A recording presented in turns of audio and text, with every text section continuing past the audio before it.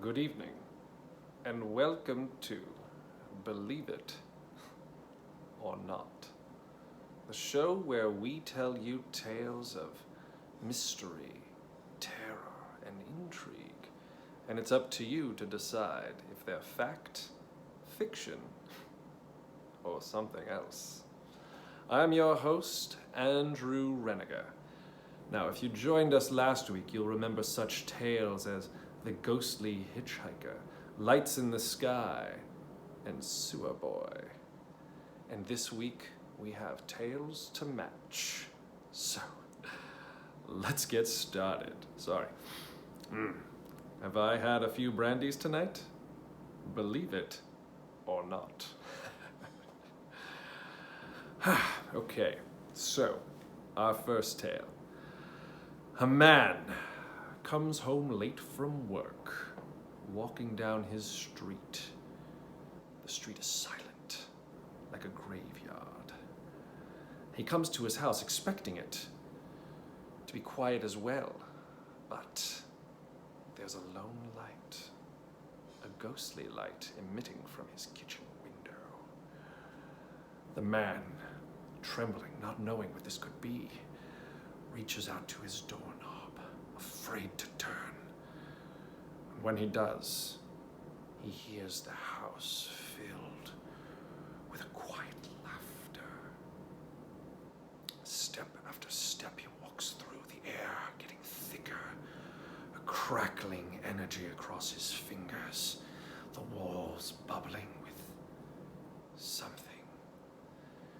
As he approaches the kitchen door, his hand almost feels a resistance as he tries to push open the small door, and he does, to reveal his wife sitting, acting normal, but sitting at the table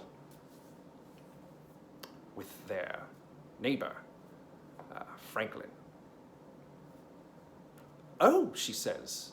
"Oh, honey, I didn't realize I thought you were going to have a late night." He says, well, I did, but the studio wrapped up early.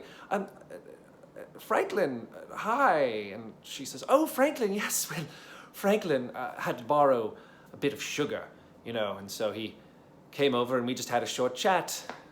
The man hears this and looks to see the empty wine glasses and empty wine bottle and says, "Oh, I see. So he just came over for a short chat." "Oh, yes," she says. "Just an innocent short chat." So, listeners, did she just have a short, innocent chat with their neighbor, Franklin, and his chin? Believe it or not. Do you believe it? Do you? Actually, Reggie, is it possible? Can we have them call in to say? No? No. All right, I'm going to get you my personal phone number and email, and we'll work on this. Okay. All right, next tale. A man is enjoying a fun outdoor party, tiki luau, when he realizes nature calls. He goes out in the woods to get some privacy, and as he's evacuating, he hears a rumbling in the brush. Something is coming toward him. He tries to finish up, but it's not happening, and the thing keeps coming closer and closer. He swears he sees branches break, trunks bend. He almost hears a mechanical sound as this thing gets closer and closer. He quickly finishes, pulls up his pants and tries to run away, but he trips on a root and he lies there in the dirt. He looks up and shields himself to see his wife come through the leaves. Oh, thank God. And then behind her, Franklin. "Oh, hi," he says. "Oh, honey, what are you doing down there? Oh, And he says, well, what are you doing out here? She says, oh, well, I lost my keys, and of course, I looked for you for help, but you were getting one of those tiki drinks, and I didn't know when you'd be back, so Franklin offered to help. And the man says, oh, of course, Franklin offered to help. She says, oh, so we were just out here looking for the keys, and the man hears that and does his best not to see that Franklin's shirt is untucked. Says, I see, so you just came out here to find your keys. Out here, several meters into the woods. It seems improbable keys would end up here. She says, why, yes, that's all that happened. Believe it or not. And keep in mind when you're deciding if you believe it, that there's dogs involved. Several dogs the couple owns, and along with a property in Prince Edward Island. It's in both of their names. Okay, next tale.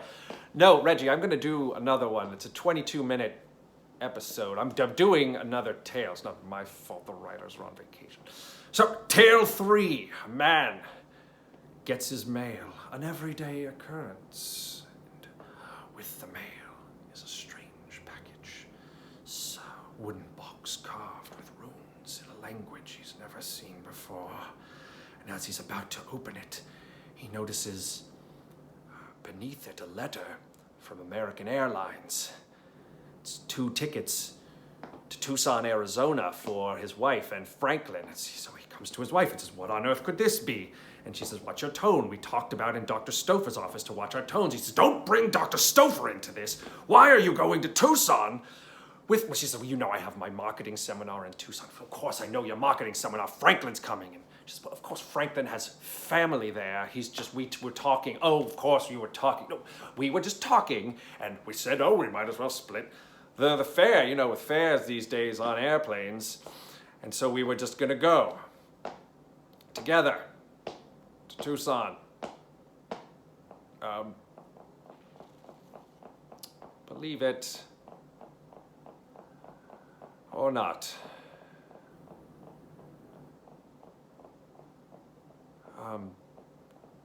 Reggie, could I sleep here at the studio tonight?